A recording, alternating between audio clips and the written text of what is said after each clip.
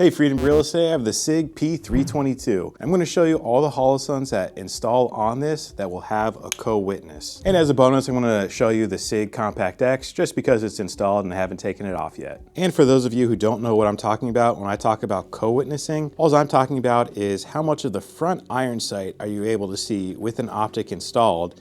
That way, in case of any optic failures, you're still able to use the iron sights to aim. Okay, now before I get started on showing all the co-witnesses for these red dots, there are a couple of things I want to mention. First, for the P322, when you remove the rear plate, that it also removes the rear iron sight. So the optics I'm going to show you on the Holosun line all have that rear dovetail iron sight here. The ones that I normally do include are the EPS, but that doesn't include rear iron sight built in. So I'm just not going to show it here because this is obviously based on showing the co-witnessing of these optics.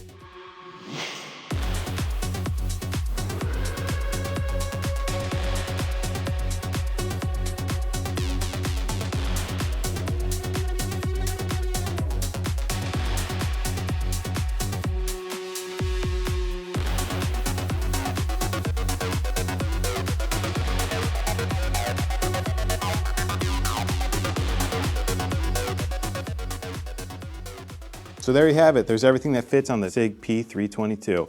In my opinion, the 407K or 507K looks the best. That extra deck height compared to the EPS Carry and SCS Carry just gives you a little bit more of those iron sights. Everything on today's video can be found at freedomgorilla.com, and as always, thanks for watching.